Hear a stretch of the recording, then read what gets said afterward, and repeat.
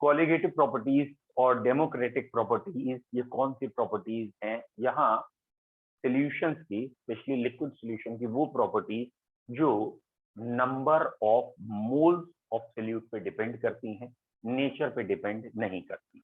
Those properties which depends on number of moles of solute and do not depend on nature. वो solute urea है या कोई और है, उस पर डिपेंड नहीं करती। That definitely it depends on quantity but not quality, कह सकते हैं। चलिए अब इसको हम क्वेश्चन से क्लियर करते हैं कि ये वाला पॉइंट हमें समझ में आया या नहीं आया। ठीक है, तो पहला क्वेश्चन, ये जो क्वालिटेटिव प्रॉपर्टी है इसके 2-3 ऑब्जेक्टिव क्वेश्चन करा रहा हूं। पहला ऑब्जेक्टिव क्वेश्चन ये है, ठीक है, पहला objective question, which of following, ठीक है, which of following is a colligative property. मैं अब जो 4 लिखने जा रहा हूं उसमें से कॉलिगेटिव प्रॉपर्टी कौन सी है? पहला वेपर प्रेशर, दूसरा बॉइलिंग पॉइंट, तीसरा फ्रीजिंग पॉइंट और चौथा ऑस्मोटिक प्रेशर, पांचवा ऑब्वियसली ई पॉइंट कह लीजिए, फिफ्थ कह लीजिए ऑल ऑफ दीज। तो हमेशा 2 ऑप्शन तो चलते ही हैं, ऑल ऑफ दीज और नन ऑफ दीज। तो क्वेश्चन है आपके लिए, which of following is a colligative property, और ऑप्शन है vapour pressure, boiling point, freezing point, osmotic pressure and last one is all of these. प्रथम वेरी गुड, ध्रुव very good, Sanjana बेटा आप गलत हो गए, या ओके निशिका गलत है बेटा, निखिल बेटा गलत है, कार्तिक बेटा गलत है, ठीक है। हाँ ऑब्वियसली यहाँ का जो आंसर है, सात्विक आपने सबसे पहले दिया था गलत था, तन्मय आपने सबसे पहले दिया था, इन लोगों ने गलत था। ऑब्वियसली कई बच्चे एकदम ठीक पहचाने हैं। यहाँ कॉलिगेटिव प्रॉपर्टी एक ही है, जिसका नाम है, नहीं बेटा Tanishq, that is osmotic pressure, बाकी कॉलिगेटिव नहीं है। yes. क्यों? क्योंकि कॉलिगेटिव यहाँ था relative lowering in vapour pressure, lowering भी नहीं, relative lowering in vapour pressure colligative था। और बॉइलिंग पॉइंट के लिए कॉलिगेटिव नहीं होता। पूरा बॉइलिंग पॉइंट आपको पता है ना, डबल थोड़ी होता था, खाली जो एलिवेशन आता था वो डबल होता था। तो elevation in boiling point colligative है, depression in freezing point colligative है, यानी इन तीनों में कुछ ना कुछ टर्म और हैं, एग्जैक्ट वो ही नहीं है। तो elevation in boiling point, depression in freezing point या ऑस्मोटिक प्रेशर, सॉरी या रिलेटिव लोअरिंग वेपर प्रेशर, ये कॉलिगेटिव। अकेला ऑस्मोटिक प्रेशर ऐसा है जिसमें साथ में कुछ भी नहीं लगा है, it itself is a colligative property. इसका कोई एलिवेशन, इसका कोई डिप्रेशन, ऐसा कुछ नहीं है, इसकी कोई लोअरिंग नहीं है। तो आपको याद रखना है ऑस्मोटिक प्रेशर इज कॉलिगेटिव। बेटा ये 4 कॉलिगेटिव प्रॉपर्टी है, कल मैंने नाम बताए होंगे, ऑब्वियसली बात है, नाम तो बताए होंगे, और एक एक करके हम चारों को डिस्कस कर रहे हैं। ठीक है, तो हमने ये वाली कॉलिगेटिव प्रॉपर्टी कल डिस्कस की थी, relative lowering in vapour pressure. इसके 1-2 न्यूमेरिकल आज करा दूंगा, और फिर एक एक कॉलिगेटिव आएगी तो बच्चे मैं आपको ऑस्मोटिक प्रेशर क्या होता है ये अभी थोड़ी देर में समझ में आ जाए। ठीक है, सेकेंड ऑब्जेक्टिव क्वेश्चन, कुछ ऑब्जेक्टिव पहले इस पे करा रहे हैं। ठीक, क्वेश्चन नंबर 2। अब बेटा हर क्वेश्चन में ये WOF तो आएगा ही, मतलब विच ऑफ फॉलोइंग से ही क्वेश्चन होगा। ठीक है, तो which of the following has highest, which of following has highest, ठीक है, मैंने हाईएस्ट कह दिया कॉलिगेटिव वैल्यूज और कॉलिगेटिव प्रॉपर्टी, मतलब यहाँ हाईएस्ट कॉलिगेटिव प्रॉपर्टी की जगह examiner relative lowering in vapour pressure पूछ सकता है, एलिवेशन इन बॉइलिंग पॉइंट पूछ सकता है, डिप्रेशन इन फ्रीजिंग पॉइंट पूछ सकता है, या फिर ऑस्मोटिक प्रेशर पूछ सकता है। तो which of following has highest colligative property, मतलब इन चारों में से कोई भी एक वर्ड वो लगा देगा। ओके, ऑप्शन नंबर फर्स्ट, ठीक है, 1 लिखना आपका लिए आसान है इसलिए 1 लिख दे रहा हूं ABCD की जगह। ऑप्शन नंबर 1 इज 1 मोलर या खाली molar urea aqueous solution, 1 molar urea aqueous solution. Option number 2 2 molar urea aqueous solution. ठीक है, option number 3 2/3 molar urea aqueous solution, और ऑप्शन नंबर 4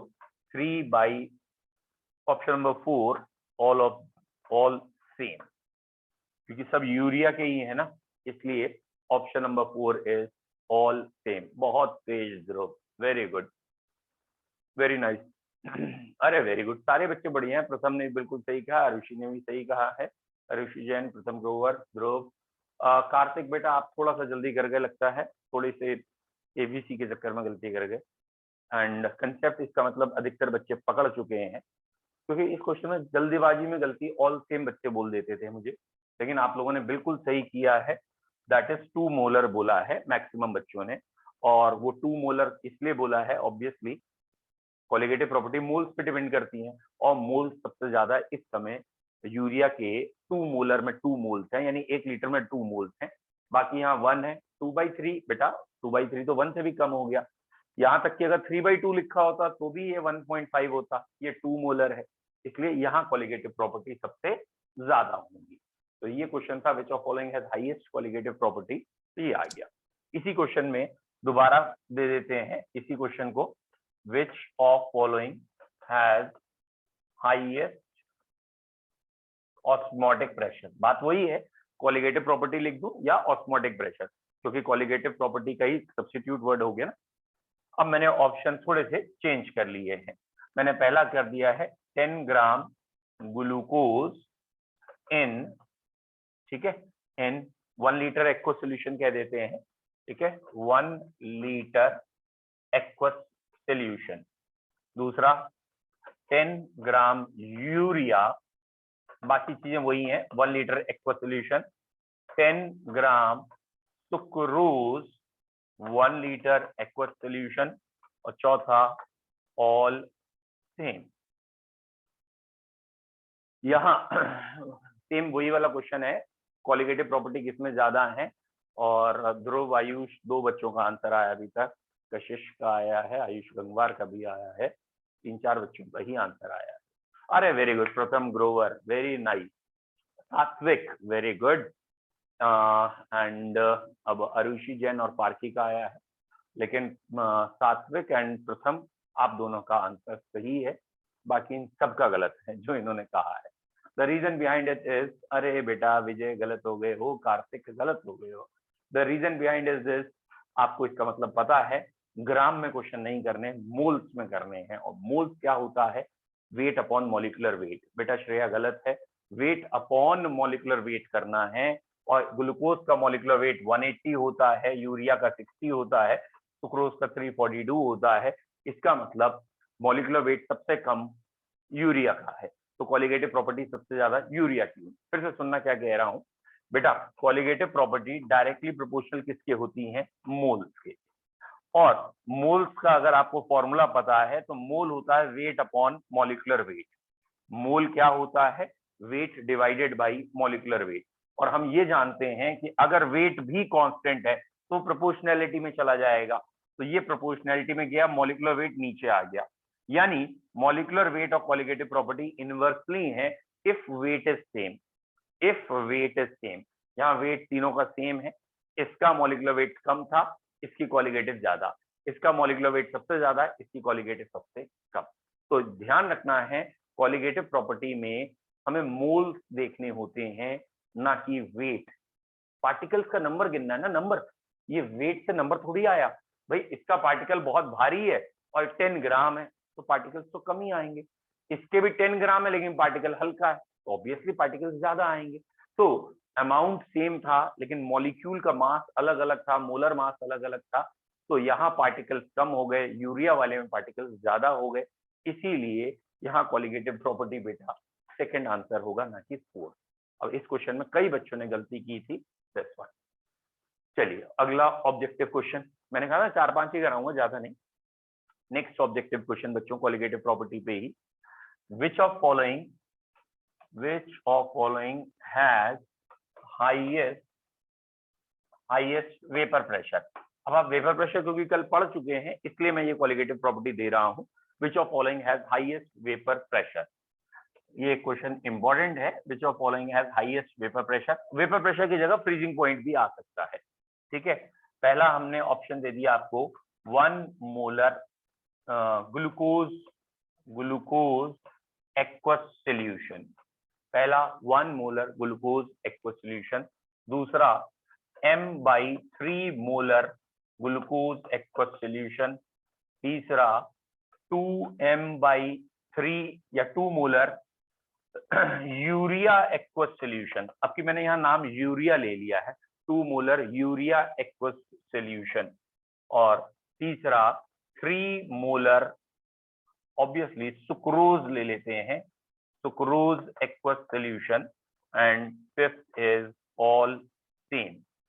ठीक है, तो which has highest vapour pressure. एक बच्चे ने अभी आंसर दिया है, शायद ध्रुव ने दिया है, कोई बात नहीं, मैं नाम नहीं देख पाया था। ओके, सात्विक का आंसर आया सबसे पहले। अरे बहुत बढ़िया बेटा सात्विक। सात्विक एंड कार्तिक, इन दो का आंसर अभी तक ठीक है।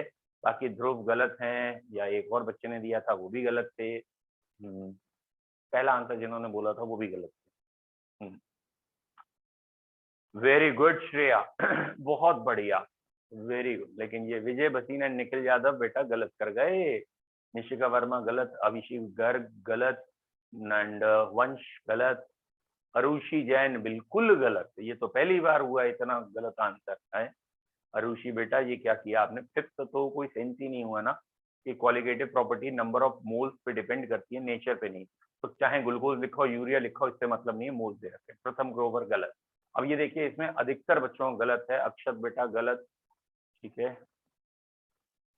अब यहाँ का आंसर मैं आपको बता देता हूँ, इसका सही आंसर था, विजय भसीन ने दोबारा किया है, शायद दोबारा भी गलत किया है। ये इसका आंसर है।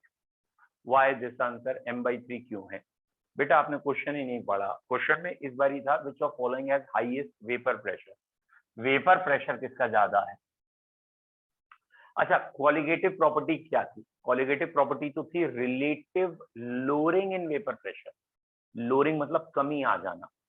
तो जितने पार्टिकल ज्यादा डालेंगे कमी ज्यादा आ जाएगी, और अगर कमी ज्यादा आ जाएगी इसका मतलब पार्टिकल ज्यादा है, कमी ज्यादा है, तो बाद का प्रेशर कम हो गया।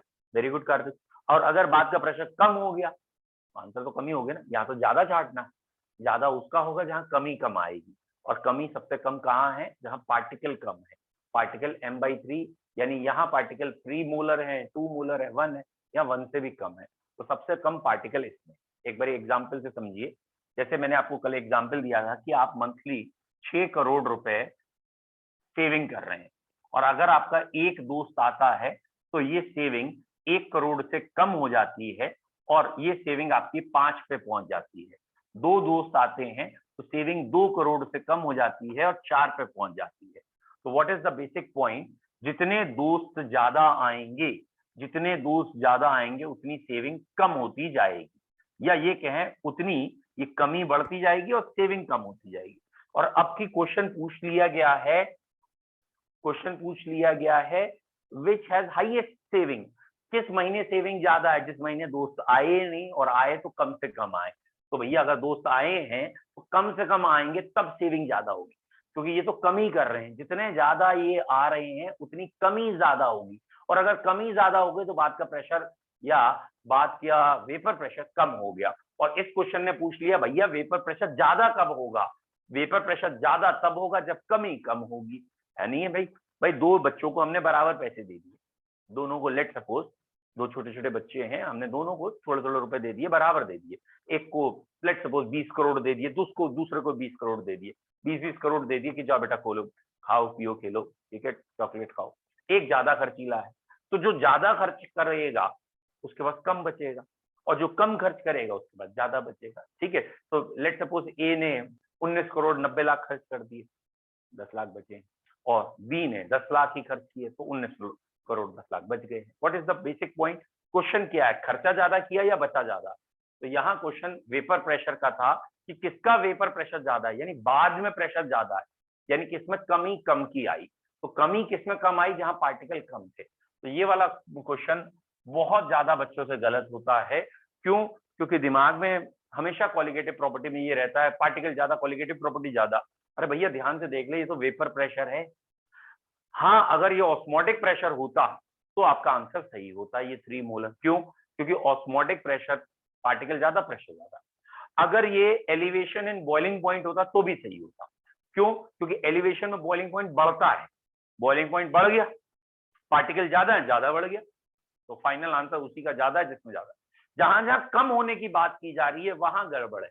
यानी एक गड़बड़ है relative lowering in vapour pressure वाली कॉलिगेटिव प्रॉपर्टी में, और एक गड़बड़ है डिप्रेशन इन फ्रीजिंग पॉइंट। तो अगर क्वेश्चन है डिप्रेशन इन फ्रीजिंग पॉइंट कब ज्यादा है या relative lowering in vapour pressure कब ज्यादा है, तो भैया जब पार्टिकल ज्यादा है तो ये दोनों चीजें ज्यादा है, क्योंकि ये कॉलिगेटिव। लेकिन अगर क्वेश्चन उल्टा है, अगर क्वेश्चन है खाली वेपर प्रेशर कब ज्यादा है, खाली फ्रीजिंग पॉइंट कब ज्यादा है, तो आप कहोगे जब लोअरिंग या डिप्रेशन कम होगा तब फ्रीजिंग पॉइंट ज्यादा होगा। तो अब पार्टिकल कम देगी। ठीक है बेटा, एक क्वेश्चन और देख रहे हैं, ये आगे चल के एक्सप्लेन डिटेल में होगा, एबनॉर्मल कॉलिगेटिव प्रॉपर्टी का है। अब ये क्वेश्चन है, क्वेश्चन नंबर जो भी था next, which of following have highest colligative property, किसमें कॉलिगेटिव प्रॉपर्टी ज्यादा है, और एक है 1 मोलर एक्वस ग्लूकोज या सुक्रोज सॉल्यूशन, और दूसरा है 1 मोलर एक्वस NaCl सॉल्यूशन। तो बेसिकली आंसर होना चाहिए सेम। आंसर सेम क्यों होना चाहिए? क्योंकि दोनों ही एक्वस सॉल्यूशन है और दोनों ही 1 मोलर के हैं, यानी सॉल्यूट 1 मोल है दोनों में, तो answer definitely should be same, होना चाहिए सेम। लेकिन आंसर NaCl है, और इसका रीजन साइंटिस्ट ने बना के कह दिया है एबनॉर्मल कॉलिगेटिव प्रॉपर्टी। मतलब उनका ये कहना है कि भैया NaCl ना अंदर जाके टूट जाता है, 2 में डिवाइड हो जाता है, 2 में डिवाइड हो जाता है तो पार्टिकल डबल हो जाते हैं, और पार्टिकल डबल होते प्रॉपर्टी भी डबल हो जाती है। तो ऐसे सब्सटेंसेस जहां पे कॉलिगेटिव प्रॉपर्टी नेचर पे डिपेंड करने लगे, या जहां पार्टिकल सॉल्यूशन में जाने के बाद टूट जाएं या एग्रीगेट हो जाएं, जुड़ जाएं, तो जब भी पार्टिकल टूट जाएंगे या जुड़ जाएंगे तो वो आंसर नहीं होगा जो अभी तक नॉर्मल कॉलिगेटिव में आ रहा था, तो हम उसको एबनॉर्मल कॉलिगेटिव प्रॉपर्टी कहेंगे। Getting my point? What are abnormal colligative properties? Those colligative properties which in which solute either associate or dissociate when moving into the aqueous solution, तो उन कॉलिगेटिव प्रॉपर्टी को एबनॉर्मल कहेंगे। ठीक है, तो abnormal जब हम चारों नॉर्मल पढ़ लेंगे फिर डिटेल करेंगे। फिलहाल आपको ये याद रखना है एबनॉर्मल टूटने पे या जुड़ने पे एबनॉर्मल होता है। ठीक है, नाउ एबनॉर्मल का ही एक क्वेश्चन और दे रहा हूं, which of following has highest colligative property. ठीक है, और एक ऑप्शन है 1 मोलर HCl एक्वस सॉल्यूशन, और एक ऑप्शन है 1 मोलर HCN एक्वस सॉल्यूशन। ठीक है, तो थ्योरेटिकल बेटा अगर ये नॉर्मल वाली बात होती तो ऑल सेम आना चाहिए, बोथ सेम, लेकिन यहाँ बोथ सेम नहीं आएगा। क्यों नहीं आएगा? क्योंकि यहाँ दो चीजें जो हैं वो दोनों ही टूट रही हैं। अरे बहुत बढ़िया, सारे बच्चे समझ गए, इसका मतलब यहाँ आंसर वेरी गुड, सारे बच्चों का सही है, HCl होगा। और अगर आप समझ गए तो बहुत अच्छी बात है। HCl 2 पार्ट में टूटता है, एक H और एक Cl। HCN भी 2 पार्ट में टूटता है, H और Cn दोनों ही आयनाइज होते हैं, but it is a strong acid, it is a weak acid. यानी ये 100 मोल्स लिए हैं तो 100 में 99.9 टूट जाते हैं, यानी मैक्सिमम टूट जाते हैं। तो यहाँ नहीं, यहाँ आयन बहुत ज्यादा हुए, पार्टिकल्स ज्यादा हुए। ये अगर 100 मोल लिए तो 10 ही टूट रहे हैं, 5 ही टूट रहे हैं। ये वीक एसिड है, आयनिक इक्विलिब्रियम क्लास 11, तो ये वीक एसिड है, पानी में कम आयनाइज होता है। और अगर यहाँ आयन सी 5-10 हैं तो 100 लिए हैं, 5-10 ही आयनाइज हुए, तो थोड़े बहुत पार्टिकल बढ़े हैं, जबकि यहाँ डबल हो रहे हैं ऑलमोस्ट। तो इसीलिए इसकी कॉलिगेटिव प्रॉपर्टी इससे ज्यादा होगी। तो ये एबनॉर्मल में और डिटेल में आएगा। तो पहले मैंने आपको कुछ क्वेश्चन अभी ऑब्जेक्टिव बता दिए कि कॉलिगेटिव प्रॉपर्टी पे कुछ क्वेश्चन क्या होते हैं। ठीक है, अब हम बात करते हैं कि कल हमने relative lowering in vapour pressure पढ़ा था, उसके भी क्वेश्चंस क्या होंगे या उसके न्यूमेरिकल्स कैसे होंगे।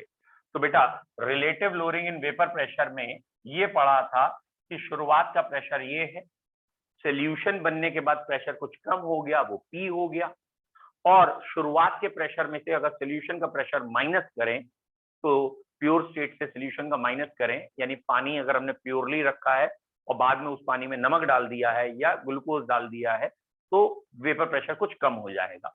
जितनी भी कमी आई है वो ये है, इसे पढ़ते हैं lowering in vapour pressure. It is directly proportional to mole fraction of non volatile solute. जो लोअरिंग है वो नॉन वॉलेटाइल सॉल्यूट के मोल फ्रैक्शन के डायरेक्टली है। और इस प्रोपोर्शनैलिटी साइन को अगर हटाते हैं तो बेटा पी नॉट आ जाता है, वो पी नॉट यहाँ से इधर नीचे ले आए हैं। तो ये हमने कह दिया है relative lowering in vapour pressure is directly proportional की जगह equal to mole fraction of non volatile solute. Mole fraction को जनरली हम ऐसे लिखते हैं n upon n plus n which is nearly equal to n upon n which is nearly equal to या small w capital M capital W small m। I hope so आपको ये समझ में आ रहा हो। मैंने यहाँ पे क्या नेग्लेक्ट किया है, स्मॉल एन नेग्लेक्ट किया है, तो ये रह गया। तो कई बार ये फॉर्मूला हम लगा लेते हैं in case of very dilute solution. जब बहुत ज्यादा डाइल्यूट सॉल्यूशन होंगे तो हम इस फॉर्मूले का यूज कर लेंगे। और अगर हम चाहें तो इसमें डायरेक्ट ये भी लिख सकते हैं P equal to P not, ठीक है, and mole fraction of volatile. यानी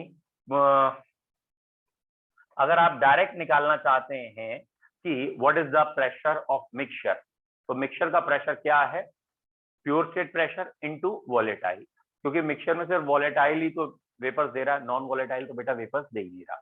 तो अब इसके भी एक दो क्वेश्चन हम देख लेते हैं पहले, ठीक है। एक सेकंड बेटा दीजिए, पहले एनसीईआरटी से, ठीक है।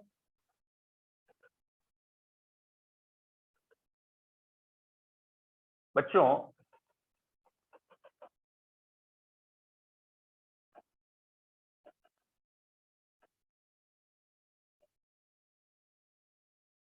चलिए, ये आ गया एनसीईआरटी और इसमें क्वेश्चन नंबर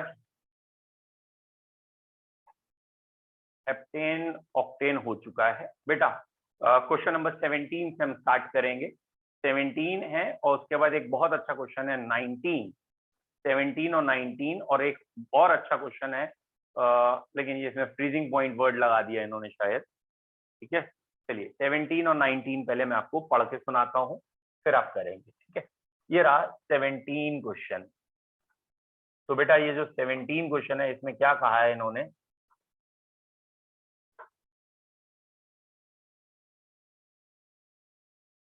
बेटा 17 क्वेश्चन में कहा है vapour pressure of water is 12.3 kilo pascal at 300 kelvin.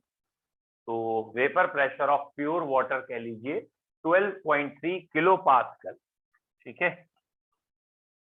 साथ साथ में लिखते जाता हूं, ये कहा गया है vapour pressure of pure water is 12.3 kilo pascal. Temperature को छोड़ो भाई, टेम्परेचर से कोई खास फर्क नहीं है। Calculate vapour pressure of 1 mole of aqueous solution of non volatile solute in. तो प्रेशर ऑफ सॉल्यूशन निकालना है, ठीक है, और यहाँ गिवन है 1 molal aqueous solution, 1 molal solution का प्रेशर निकालना है। तो इसको करने का एक सिंपल तरीका जो मुझे लगता है वो ये है कि भैया प्रेशर बाद का निकालना है, प्योर प्रेशर पता है, मोल फ्रैक्शन ऑफ वाटर लिख दीजिए। समझ में आ रहा है भैया, वाटर की वजह से तो वेपर ऊपर आएंगी, वाटर ने कितनी वेपर दी हो निकाल दीजिए। तो मोल फ्रैक्शन निकालना, मोलैलिटी गिवन है, सिंपल सा ये पॉइंट है। बस आप ये ध्यान रखिएगा ये मोलैलिटी और ये मोल फ्रैक्शन सॉल्वेंट का है, सॉल्यूट का नहीं। तो इस 1 मोलल की फुल फॉर्म पहले लिख लीजिए बेटा। 1 मोलल की फुल फॉर्म होती है 1 mole of non volatile solute dissolved या प्रेजेंट इन 1 kg या 1000 ग्राम ऑफ वाटर, है ना। तो अगर आपको समझ में आया है 1000 ग्राम वाटर आए तो वाटर के मोल आ गए, इसके मोल आ गए। तो pressure of solution is equal to pure state pressure multiplied by water के मोल ऊपर आएंगे 55.55 और पूरे सॉल्यूशन के मोल नीचे आ जाएंगे 56.55। अब जरा यहाँ अप्रोक्सीमेट मत कर देना, मतलब नीचे वाला 1 नेग्लेक्ट मत कर देना, नहीं तो आपका आंसर एग्जैक्ट 12.3 आने लगेगा। और आगे इसकी यूनिट भी जरूर लिखेंगे, जो भी इन्होंने यूनिट दी है वही लिखेंगे, किलो पास्कल। तो ये आ गया प्रेशर ऑफ सॉल्यूशन। तो एक तरीका इसका ये है। ऑब्वियसली अगर कोई बच्चा इसके फॉर्मुलेटेड अप्रोच से करेगा उसका भी आंसर यही आएगा। फॉर्मुलेटेड अप्रोच क्या होती है, वो कहेगा कि प्योर का प्रेशर इतना है, सॉल्यूशन का प्रेशर निकालना है, प्योर का प्रेशर इतना है, मैं तो मोल फ्रैक्शन लिखूंगा। तो लिख ले बेटा, मोल फ्रैक्शन में क्या आएगा, उसके 1 मोल और दूसरे के 55.5, तो ये 56.5 हो गए मोल अपॉन टोटल मोल। कई बार यहाँ बच्चे कहते हैं नहीं मैं नीचे वाला 1 नेग्लेक्ट करूंगा, तो कर ले भाई, बहुत बड़ा आंसर में तब भी अंतर नहीं आएगा। 1/55। हाँ बेटा जो भी आंसर आएगा। यहाँ पे पी नॉट क्या है, पी क्या है बेटा, पी नॉट होता है vapour pressure of pure solvent, यानी पानी शुरू में रखा है, और पी जो होता है वो वेपर प्रेशर ऑफ सोल्यूशन होता है, यानी जब हम नॉन वॉलेटाइल सोल्यूट ऐड करते हैं। कार्तिक बेटा ये गलत लग रहा है आपका आंसर, क्योंकि 11 तो बहुत कम हो गया, 11.1। चलो हो सकता है थोड़ा सा कम आना चाहिए। अच्छा, एक बच्चे ने और क्वेश्चन पूछा था, ये हमें कैसे पता लगेगा कौन सा प्योर है कौन सा। अरे भैया क्वेश्चन की जब लैंग्वेज पढ़ेंगे, जैसे मैं आपको यहाँ पढ़ के दोबारा सुनाता हूँ, वेपर प्रेशर ऑफ वाटर, यहाँ वाटर वर्ड लिखा है, वाटर यानी प्योर वाटर, इसका प्योर स्टेट का प्रेशर है। और जब वो कहेगा ना वेपर प्रेशर ऑफ वाटर, देखो आगे देखो क्या लिखा है, calculate vapour pressure of 1 molar solution. हाँ 12.08 मुझे सही लग रहा है ध्रुव बेटा आंसर, या वैदई 12.08 इज करेक्ट, अगर आपने कैलकुलेटर से करेंगे तो वही आएगा। तो 11.1 या 2 गलत लग रहा है, पार्क ही सही है 12.08। तो यहाँ प्योर वाटर लिखे ना लिखे, वो वाटर भी कह रहे हैं तो वो प्योर वाटर ही होता है। और जब वो सोल्यूशन वर्ड कहेंगे तो सोल्यूशन में भी होगा तो प्रेशर वाटर की वजह से ही, क्योंकि नॉन वोलेटाइल तो उड़ ही नहीं रहा ना। अब क्लियर है बेटा डाउट? चलिए नेक्स्ट अगले क्वेश्चन पे आ जाए। इस क्वेश्चन में सबको कोई डाउट, किसी बच्चे को प्रॉब्लम है तो बता दे, नहीं तो हम नेक्स्ट क्वेश्चन में शिफ्ट होंगे। वेरी गुड, कोई डाउट नहीं है साथ पे, ठीक। नेक्स्ट क्वेश्चन हम कर रहे हैं 19। Okay, this one is 19। A solution containing 30 gram non-volatile solute in exactly 90 gram of water has a vapor pressure of 2.8 kilopascal. Has a vapor pressure of 2.8 kilopascal. 30 gram non-volatile solute, 90 gram water has a vapor pressure of 2.8 kilopascal. ठीक है, ठीक ठीक ठीक ठीक ठीक ठीक। Okay, ये वाला क्वेश्चन देख रहे हैं। तो a solution containing 30 gram of non-volatile solute exactly in 90 gram water। ठीक है, मैं यहाँ लिखते चलता हूँ। तो यहाँ 30 ग्राम नॉन वॉलेटाइल सोल्यूट है और इन 90 ग्राम, भैया माइक बंद करो यार, इन 90 ग्राम वाटर है। ठीक है, 90 ग्राम वाटर है और यहाँ वेपर प्रेशर है 2.8 किलो पास्कल, इसका प्रेशर है 2.8 किलो पास्कल। अब इसके बाद क्वेश्चन में कहा गया है further 18 gram water is added the solution in the solution and the new vapor pressure becomes 2.9 kilo pascal. तो ये 30 ग्राम ये था, फर्दर 18 ग्राम वाटर के ऐड किए थे ना, further 18 gram of water is added. तो भैया ये तो 30 ग्राम ही रहा नॉन वॉलेटाइल सोल्यूट इन, इसमें 18 ऐड करिए 108 ग्राम आ गया वाटर, और ये प्रेशर हो गया 2.9 किलो पास्कल। ये कह रहे हैं हमने भैया 18 ग्राम पानी और डाल दिया बाहर से, तो पानी इतना हो गया, पहले में और डाला है तो अब वेपर प्रेशर इतना आ गया। ठीक है भैया, अब क्या कह रहे हैं, कैलकुलेट करने के लिए कहा है molar mass of solute and vapour pressure of water. Water कहने का मतलब प्योर वाटर, तो मोलर मास बताना है, वेपर प्रेशर वाटर का। तो दो अलग अलग केसेस हैं, दोनों को इक्वेट कर दीजिए, रख सॉल्व कर दीजिए। दो अलग अलग केसेस कैसे हैं? पहले में 30 ग्राम सोल्यूट है, 90 ग्राम वाटर है। तो अगर मैं इस फॉर्मूले को लगा रहा हूं, P not minus P upon P not is equal to N upon N plus N, है ना। और हमें ये मालूम है कि ये जो P नॉट है ये तो हमेशा सेम ही रहेगा, वाटर में ही सब कुछ हो रहा है, तो ये वाला नीचे वाला P नॉट तो कट जाएगा। कहने का मतलब मेरे दिमाग में क्या चल रहा है, मेरे दिमाग में ये चल रहा है, ये वाला P नॉट जो था ना एक्चुअली प्रोपोर्शनैलिटी में ही तो था। ठीक है, तो हम ये भी तो लिख सकते हैं ना, delta P1 proportional to mole fraction 1, delta P2 proportional to mole fraction 2, और दोनों प्रोपोर्शनैलिटी कांस्टेंट हट के इक्वल हो जाएंगे। तो हम इसमें पुटअप करके कर सकते हैं अगर करना चाहें तो। ठीक है, अदरवाइज दो केसेस बनाइए और पूरे पूरे सॉल्व कर दीजिए, खत्म करिए। देखिए बेटा कैसे सोल्यूशन शुरू करें। पहला केस फर्स्ट, शुरू का प्रेशर है, सॉरी सोल्यूशन का प्रेशर है 2.8, P not minus 2.8 upon P not is equal to 30 gram का सोल्यूट है, उसका मॉलिक्यूलर वेट m मान लिया, 30 ग्राम का सोल्यूट मॉलिक्यूलर वेट m और 90 ग्राम वाटर मॉलिक्यूलर वेट 18। ठीक है, इस इक्वेशन में अभी दो अननोन है, एक m अननोन है, एक p नॉट अननोन है, दो अननोन।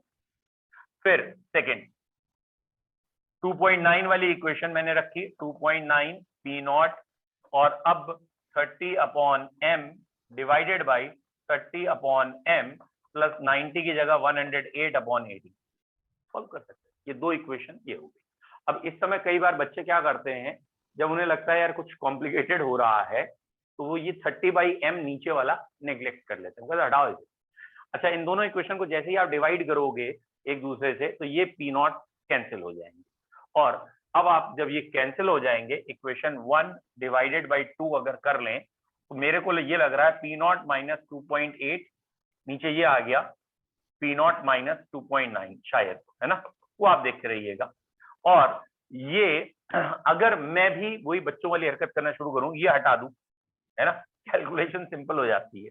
तो ये 30 ऊपर होगा और 90/18 इज 5, है ना, तो 30/5m यहाँ लिखा जाएगा, 30/5m, उसे मैंने नेग्लेक्ट कर लिया, और ये 30/6m है ना, तो ये 30/5m और ये 30/6m।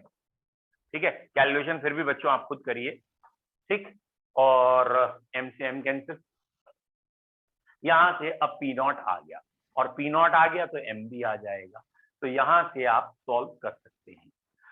कुछ बच्चे वैसे भी सोच लेते हैं कि हम that is p not direct भी निकाल सकते हैं ना, मतलब पहले p equals to p not into mole fraction of volatile रख दें, तो भी बात वही आएगी, दो अननोन हो जाएंगे उसमें भी। ये तरीका आपको समझ में आए तो अच्छा है। बोलो, क्लियर है ये क्वेश्चन? पास आ गया समझ में बच्चों? Very good.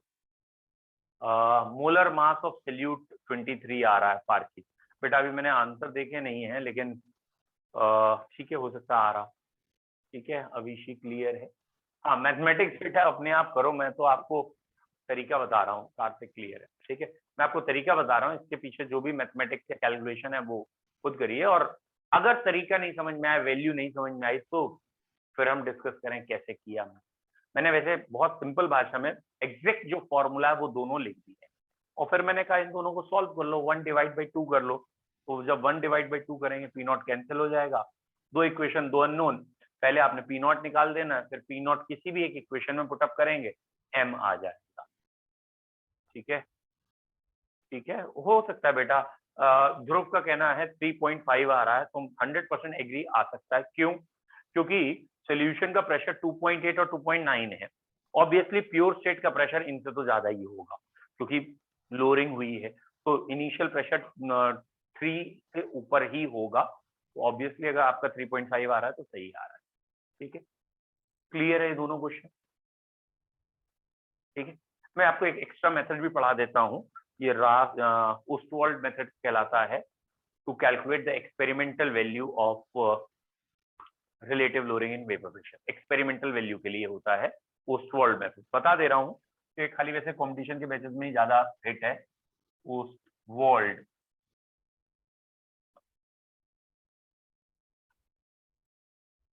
ओस्टवाल्ड मेथड क्या है?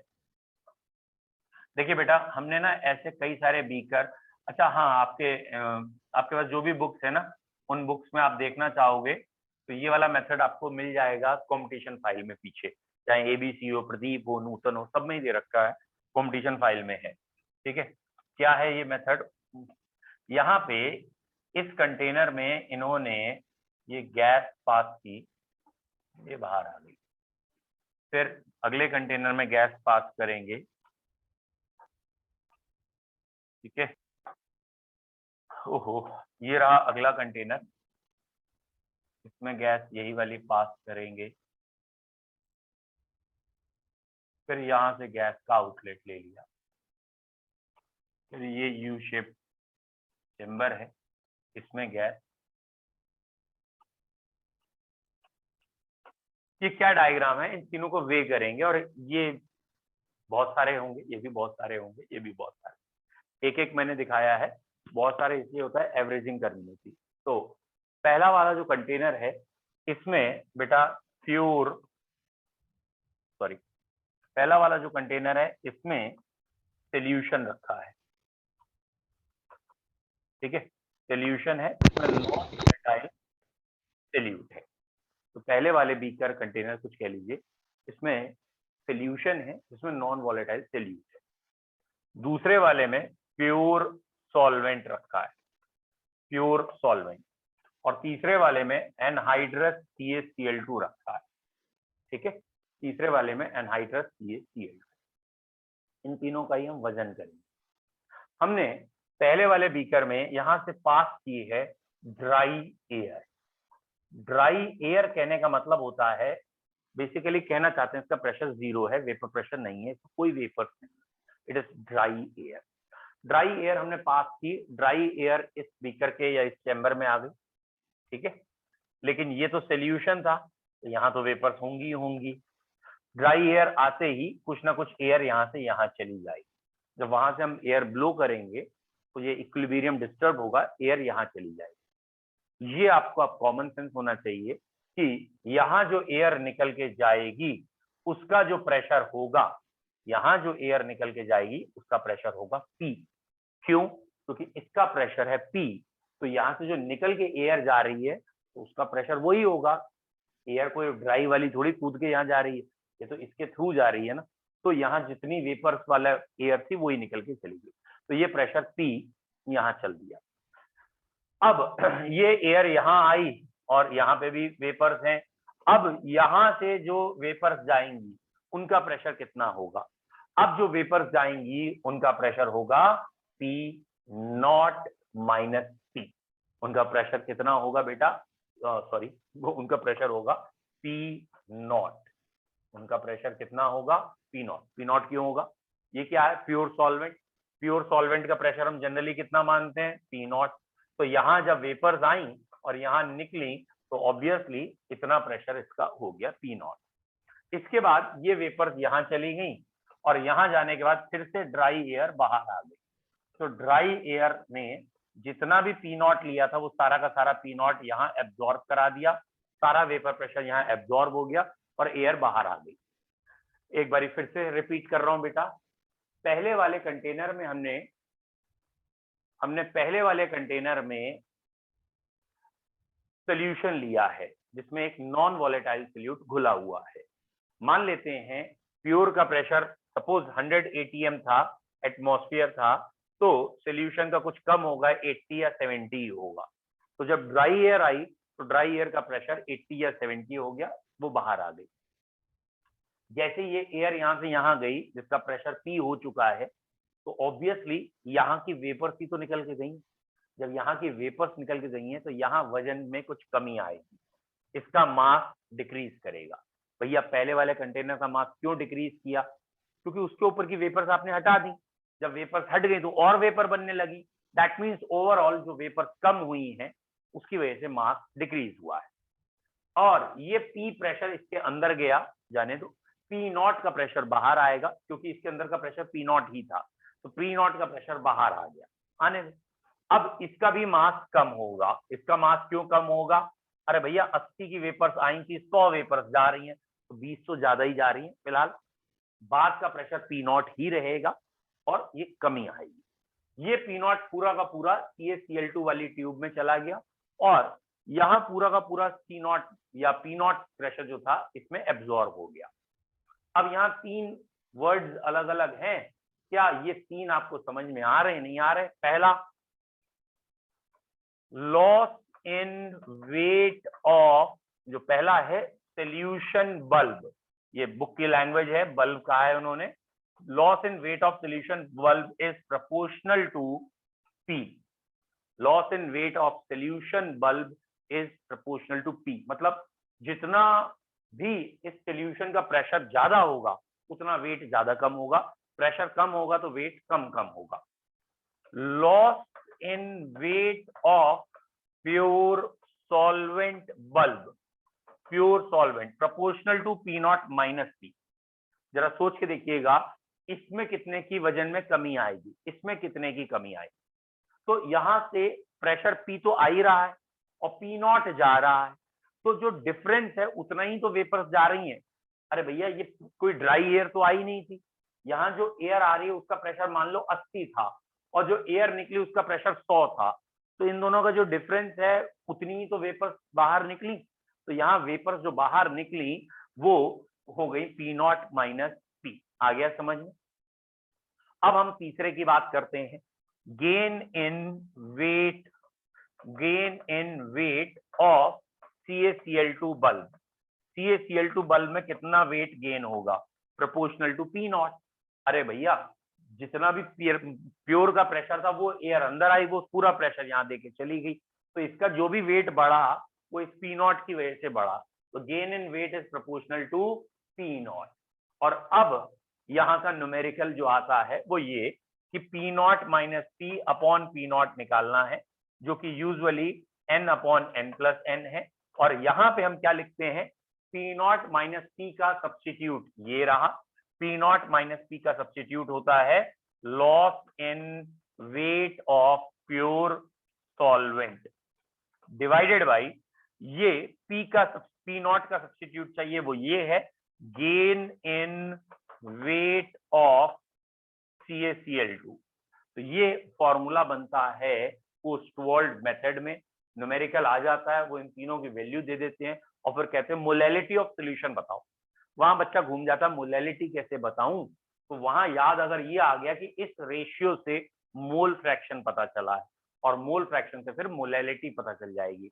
तो बेसिकली ये डायरेक्ट एक फॉर्मूला है, आपको याद रखना है, और ये पूरा उसका एक्सप्लेनेशन है। बोलो बच्चों क्लियर है? ठीक है बेटा, होपफुली आज तो मैं ग्रुप नहीं बना पाया था, लेट हो गया था, और 2-4 बच्चों ने, फादर ने मुझे फोन भी किया है, तो पॉजिटिवली मुझे अब कहने की जरूरत ना पड़े। और अगर आपके यहाँ कोई प्रॉब्लम है तो आप कॉल कर लीजिए, मुझे बता तो दीजिए आपके यहाँ प्रॉब्लम है या कोई ऐसा है इशू है फीस को लेके। और अदरवाइज अगर आप कंफर्टेबली सबमिट कर सकते हैं और बैंक में दिक्कत आ रही है, कैश करना चाह रहे हैं या और कोई, तो आप वो डिस्कस कर लीजिए। और बेटा एनहाइड्रस CaCl2 पूरा का पूरा वाटर एब्जॉर्ब या ड्राई एयर बना देता है दोबारा। CaCl2 is a good dehydrating agent, ये सारा मॉइस्चर एब्जॉर्ब कर लेगा, इसलिए लिया। चलिए तो कल मैं अगर पीछे से आ गई सही से तो नहीं बनाएंगे नया ग्रुप, इसी को चलने देंगे, लेकिन आ नहीं रही है, हम आपको पहले बता दें। कई बच्चों का रजिस्ट्रेशन ही हुआ है, कईयों का वो भी नहीं हुआ है, कुछ बच्चों ने फीसेस जमा भी की। तो व्हाट आई मीन टू से, मैं ग्रुप बनाता हूँ, अगर आप लोग कोऑर्डिनेट करते हैं तो बढ़िया है, नहीं तो मुझे ग्रुप बनाना पड़ेगा और फिर मैं फर्दर इंफॉर्मेशन उसी ग्रुप में डालूंगा। ठीक है, have a nice day. Thank you sir. Thank you sir.